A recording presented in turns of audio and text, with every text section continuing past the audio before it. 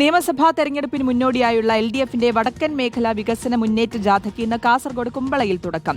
മുഖ്യമന്ത്രി പിണറായി വിജയൻ ഉദ്ഘാടനം ചെയ്യും. CPIM സംസ്ഥാന സെക്രട്ടറി MV ഗോവിന്ദനാണ് ജാഥ ക്യാപ്റ്റൻ. നിയമസഭാ തെരഞ്ഞെടുപ്പിനായി പ്രവർത്തകരെ സജ്ജരാക്കുകയാണ് ജാഥയുടെ ലക്ഷ്യം. VS രഞ്ജിത്താണ് വിശദാംശങ്ങളുമായി ചേരുന്നത്.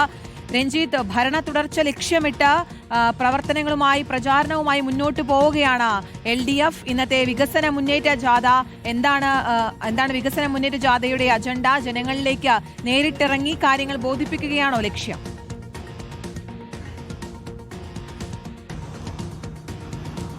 ശ്രുതി, കീർത്തന, ഗുഡ് മോർണിംഗ്. നിയമസഭാ തെരഞ്ഞെടുപ്പ് പടിവാതിക്കലെത്തി നിൽക്കുന്നു. തദ്ദേശ സ്വയംഭരണ തെരഞ്ഞെടുപ്പിൽ LDFന് വലിയ തിരിച്ചടിയുണ്ടായി. ആ തിരിച്ചടിയുടെ പശ്ചാത്തലത്തിൽ കൂടി CPMന്റെ പ്രവർത്തകരെ ഒരുക്കുക, അതോടൊപ്പം പൊതുസമൂഹത്തോട് ചില കാര്യങ്ങൾ LDFന് പറയാനുണ്ട്. അത് തീർച്ചയായിട്ടും സംസ്ഥാന സർക്കാരിൻ്റെ വികസന നേട്ടങ്ങളെക്കുറിച്ചായിരിക്കും. നിയമസഭാ തെരഞ്ഞെടുപ്പിൽ ഒരു മൂന്നാം പിണറായി സർക്കാർ അല്ലെങ്കിൽ ഒരു മൂന്നാം ഇടതുപക്ഷ സർക്കാർ CPM പ്രതീക്ഷിക്കുന്നുണ്ട്. അത് ലക്ഷ്യം വെച്ചുകൊണ്ടുള്ള പ്രചരണ തന്ത്രങ്ങൾക്കായിരിക്കും ഈ യാത്രയിൽ ഉടനീളം അവർ ശ്രമിക്കുക. 3 മേഖലകളിലായിട്ടാണ് യാത്ര. അതിൽ വടക്കൻ മേഖലയിലെ യാത്രയാണ് MV ഗോവിന്ദൻ നയിക്കുന്നത്, CPMന്റെ സംസ്ഥാന സെക്രട്ടറി. തെക്കൻ കേരളത്തിൽ ബിനോയ് വിശ്വവും മധ്യ കേരളത്തിൽ ജോസ് കെ മാണിയും യാത്ര നയിക്കും. അതിൽ 3 സമയങ്ങളിലായിട്ടാണ് തുടങ്ങുന്നത്.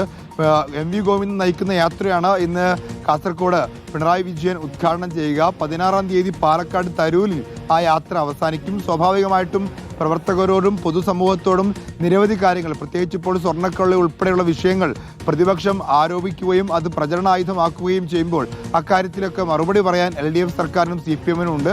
അത്തരം മറുപടികളും വിശദീകരണങ്ങളും അതോടൊപ്പം CPMന്റെ ഭരണ നേട്ടങ്ങളുമൊക്കെ ഉന്നയിച്ചുകൊണ്ടായിരിക്കും ഈ യാത്ര നടത്താൻ പോകുന്നത്. ശരി, VS രഞ്ജിത്താണ് വിശദാംശങ്ങൾ നൽകിയത്.